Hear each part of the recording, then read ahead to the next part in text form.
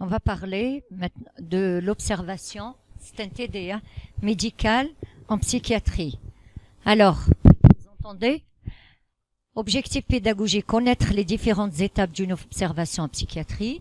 L'observation en psychiatrie, on commence toujours de l'état civil jusqu'à le diagnostic et le pronostic après. Donc, être capable d'évaluer la qualité de l'alliance avec le patient, être capable de reconnaître des symptômes psychiatriques et de les traduire en termes sémiologiques. Établir un lien entre les symptômes et les données de l'anamnèse en vue d'une hypothèse diagnostique. Si on fait l'observation médicale et on retire les symptômes donc du malade, on peut poser un diagnostic psychiatrique. Alors, d'abord, pour faire l'observation médicale, il faut faire un entretien avec le malade. Donc, je discute avec mon malade.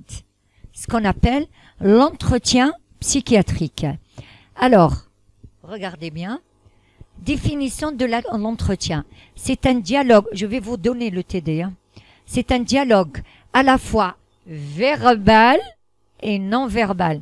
Nous, les psychiatres, on observe. On voit, puis on discute avec le malade. D'accord?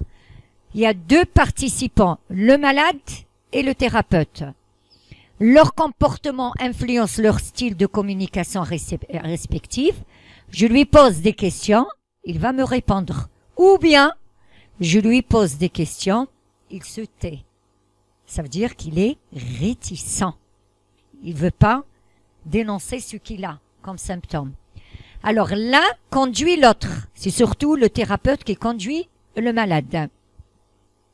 L'autre, le malade qui répond aux questions. Le thérapeute pose des questions, le psychiatre thérapeute, et le malade répond. D'accord? Alors, quels sont les objectifs d'un entretien? Regardez bien. Engagement du patient. S'il répond, c'est bien, il est bien engagé avec son psychiatre. Réunir des données valides. Quels sont les symptômes? Je vais chercher des symptômes. Compréhension et évolutive et empathie. Je vais être bien avec mon malade. Puisqu'il est souffrant, il a des symptômes, je ne vais pas le brusquer, je vais être empathique avec lui.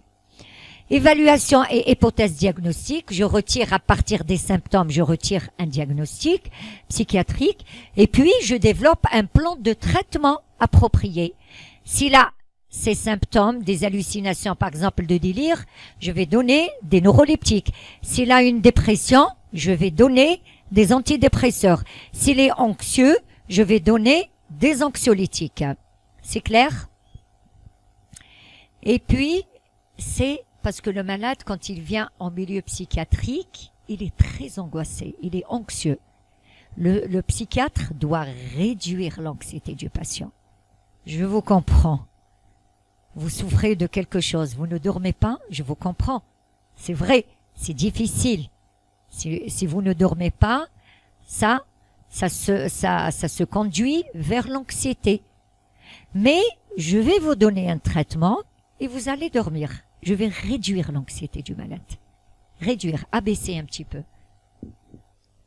Alors, il y a un quadruple, regard du médecin et évaluation de l'alliance. Regardez. Il y a le médecin, comme je vous dis, il doit regarder son malade. Je regarde ça d'abord, la mimique, on va voir après. Qu'est-ce qu'il y a? Mademoiselle, elle fait ça, le stylo, et elle me regarde. Et elle sourit. Donc je dis, elle est en train de me suivre, mademoiselle, elle n'est pas anxieuse, c'est vrai ou non? Hein? Elle est en train de me suivre pour comprendre. Alors, donc, le médecin doit regarder. Doit regarder qui? D'abord, le patient. Après, le patient dans quoi? En général, le patient dans sa relation de soi. Après, le médecin lui-même, il va poser des questions au malade pour donner une hypothèse diagnostique. Et après, le médecin doit regarder quelle était l'interaction entre lui et son malade. Est-ce que le contact, il est bien? Est-ce que c'est un contact possible? Est-ce que c'est un contact difficile? Auquel le malade il est là, et puis il sort, il laisse le malade, le médecin tout seul. Ça veut dire que le malade, il est opposant vis-à-vis de son médecin. D'accord? Ça, c'est très, très important. Alors, il y a des outils. Il y a des outils empathiques. Il faut que je sois bien avec mon malade. Il y a des outils, donc, bien sûr, professionnels. Je suis psychiatre. Je dois, donc, assumer que je suis psychiatre. Voilà. Le temps de l'écoute. Je dois écouter mon malade. L'observer, certes, mais je dois l'écouter. Le psychiatre, un bon psychiatre, il observe bien et il écoute bien son malade. D'accord?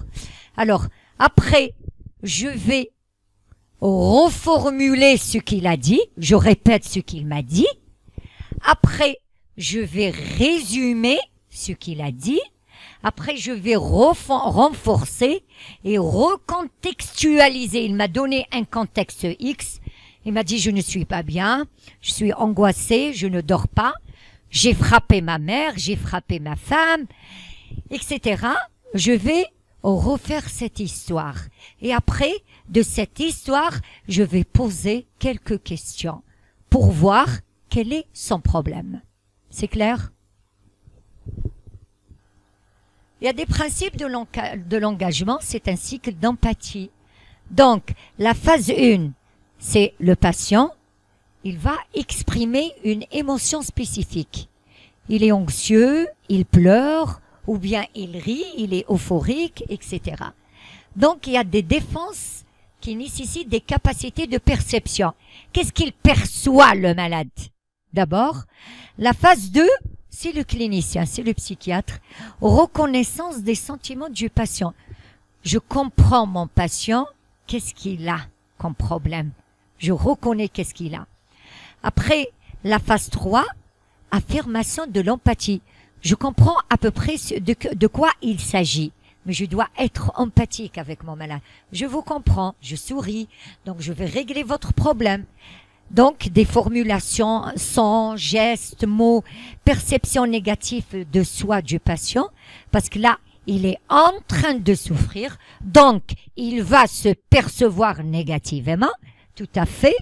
La phase 4, c'est la réception des formulations d'empathie, pour revoir quelle est la psychopathologie, quel est le problème. Là, je commence à avoir déjà un diagnostic.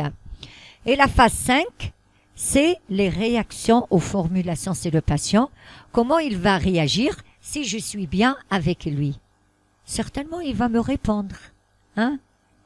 Même s'il esquive quelques questions, il va me répondre. Il va me dire, vous êtes bien, vous êtes un bon médecin, etc. D'accord? Alors, l'observation médicale, quand on fait une observation médicale en psychiatrie, c'est la même, c'est comme l'observation médicale en médecine interne, en pneumo. Mais en pneumo, c'est l'appareil pulmonaire, en cardio, c'est l'appareil cardiovasculaire, mais en psychiatrie, c'est la psychie. D'accord? C'est l'appareil psychique. Donc, le malade, dans ton tout, c'est-à-dire la personnalité du malade. Là, je vais voir sa présentation. Venez ici, monsieur.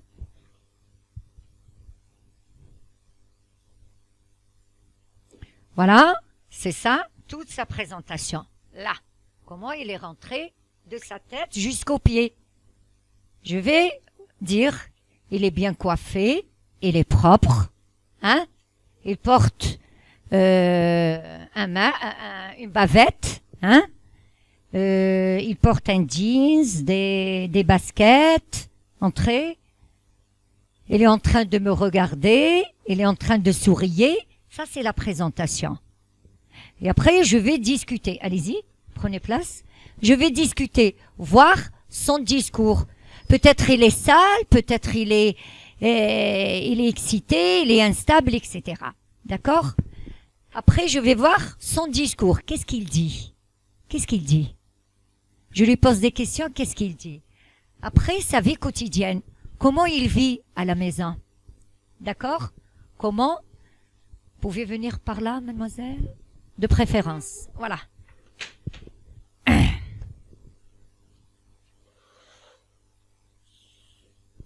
Alors, la vie quotidienne, comment il dort, comment il mange, quel est son comportement avec les gens, avec sa famille, avec lui-même, quelle est la relation avec sa famille, etc. Donc, est-ce qu'il est agressif? Est-ce qu'il il a tenté de se suicider? Est-ce qu'il a agressé les gens? Est-ce qu'il a fait des attentats aux mœurs, etc. Comment est-ce qu'il dort bien ou non? Est-ce qu'il s'alimente bien ou non? Est-ce que sa discipline sphinctérienne, elle est non? On aborde la sexualité, est-ce qu'il a une sexualité normale ou non, etc. Donc après, c'est l'instinct, le sommeil, la sexualité, l'alimentation. Est-ce qu'il a eu des réactions antisociales? Est-ce qu'il a fait un vol, viol, attentat aux mœurs, agressivité, tentative de suicide, de fugue, etc. Après, les fonctions cognitives, les fonctions cognitives. Est-ce que sa mémoire, elle est bien? Est-ce qu'il se concentre bien? Est-ce qu'il est bien orienté dans le temps et l'espace, etc. Et après, on va voir la perception. Est-ce qu'il a des hallucinations? On va voir sa pensée. Est-ce qu'il a des hallucinations? Est-ce qu'il a des illusions, etc. Les hallucinations, c'est la perception sans objet. Quand le malade, il vous dit « j'entends des voix dans mes oreilles ». Ou bien, je vois des visions la nuit qui me dérangent dans mon sommeil, par exemple. Après, la pensée, est-ce qu'il est délirant, le malade? Est-ce qu'il a une obsession? Est-ce qu'il est phobique? Est-ce qu'il a une scène traumatique dans sa pensée, etc. Il va me dire, par exemple, je suis le prophète, je suis convaincu à 100% que je suis le prophète Mohammed alayhi salatu salam. Il y a des malades qui nous disent, ils sont convaincus, hein. Il y a des malades qui nous disent, je suis le Mahdi al-Muntadar, je suis Mahdi al-Muntadar. Je suis le président Tebboune, par exemple, hein. Je suis le président Trump, etc. D'accord? C'est moi qui a fait cette invention dans le monde entier. C'est la grandeur, hein. Un délire de jalousie, hein. Par exemple, il est jaloux de sa femme, par exemple, il est convaincu, etc. Il est convaincu qu'il est possédé par un djinn. J'ai un djinn ساكنني متأكد عندي 20 enfants avec ce djinniya, par exemple. J'ai des enfants avec elle, il est possédé. J'entends des voix, elle me parle, etc. Donc tout ça, ça englobe, bien sûr, l'examen mental du sujet. Regardez l'anamnèse, données sociodémographiques, le motif, les antécédents personnels médico-chirurgicaux, gynéco-obstétriques pour une femme, il faut pas oublier ça, psychiatrique, est-ce qu'il a des antécédents antérieurs psychiatriques, il a été hospitalisé en psychiatrie ou non, toxique, est-ce qu'il consomme des drogues, carcéro, est-ce qu'il a été incarcéré en prison, la biographie, depuis sa naissance jusqu'à l'âge adulte. Comment s'est déroulé? Est-ce qu'il est né normal, par césarienne, accouchement dystocique? On demande à la famille, pas aux malades. Hein? L'enfance, comment il s'est développé? L'adolescence, on demande aux malades comment il a passé son adolescence, sa relation avec ses amis, sa famille, la relation avec les collègues de travail, s'il travaille, s'il est marié, la relation avec sa femme, avec ses enfants, etc. D'accord? Et après, on va voir, est-ce qu'il y a des antécédents dans la famille? Est-ce qu'il a la morbidité? On appelle ça la morbidité familiale. Est-ce que dans la famille, il y a des gens qui ont présenté le même tableau psychiatrique ou non? Et puis, l'histoire de la maladie, l'histoire ancienne, ça a débuté depuis quand? Depuis 2014, par exemple, il va me dire, j'ai eu des troubles du comportement. Après, l'histoire actuelle, depuis quand vous avez rechuté? Depuis quand ces symptômes se sont apparus? D'accord, depuis quand? Peut-être depuis une semaine, depuis 20 jours, etc. Alors, la présentation, je répète, contact, la motricité, la gestuelle, la mimique, hein, le regard, son biotype, le biotype, il est longiligne, il est fin, il est maigre, il est lent, etc. C'est ça, le biotype. Le discours, le débit, est-ce qu'il parle tout doucement? Est-ce qu'il parle à haute voix? La tonalité? Est-ce qu'on comprend ce qu'il dit? La cohérence, la compréhension? Est-ce que son discours, il est adapté à son comportement ou non? Etc. La vie quotidienne, l'hygiène, est-ce qu'il est propre ou non? La relation avec la famille, relation performance au travail, relations sociales et loisirs, les affects, les émotions. On répète une par une. Vie intellectuelle, est-ce qu'il est énergétique, est-ce qu'il est asthénique? Le sommeil, l'alimentation, l'appétit, la sexualité, la consommation de toxiques, les réactions antisociales, l'agressivité, la classicité, ça veut dire est-ce qu'il casse ou non les objets à la maison, vol, attentat aux mœurs, homicide, est-ce qu'il tue les autres, suicide, est-ce qu'il se tue, fonction cognitive, la conscience neurologique, psychique, la dépersonnalisation. La dépersonnalisation, c'est là, donc ça veut dire que le malade ne se reconnaît pas lui-même, il ne reconnaît pas les autres. Moi, je suis bien consciente sur le plan psychique, je reconnais, je suis votre enseignante. Vous êtes mes étudiants 5e année, 4e rotation. On est dans la salle A2, pardon, à la faculté de médecine de Betna. Allez-y. Donc, l'orientation temporo-spatiale, l'attention spontanée et volontaire. Voilà. Elle est bien attentive à moi. D'accord? Ça veut dire, spontanée et volontaire, elle est bien. Quand j'ai fait ce bruit-là, elle a fait ça. D'accord? La mémoire de travail, la mémoire de fixation et d'évocation. Est-ce qu'il fixe ce que je lui dis? Est-ce qu'il évoque les souvenirs anciens? Est-ce qu'il se rappelle des souvenirs anciens? Le jugement, ce qu'on appelle, je vois son jugement. Est-ce que le malade, il est anosognosique? Ça veut dire quoi, anosognosique? Il nie sa maladie. C'est la négation de la maladie. Est-ce qu'il critique ces troubles-là? Est-ce qu'il y a une abstraction? Ça veut dire, je vais lui dire, qu'est-ce que ça veut dire? Ça veut dire quoi? Ça veut dire, c'est vrai ou non? Est-ce que le malade, il va m'expliquer, il va abstraire ça? C'est l'abstraction. L'humeur, est-ce qu'elle est expansive? Ça veut dire, il est jovial, le malade. Est-ce qu'elle est rétractée? Ça veut dire déprimée. Est-ce qu'elle est coléreuse? Est-ce qu'elle est labile? Il pleure, il rit.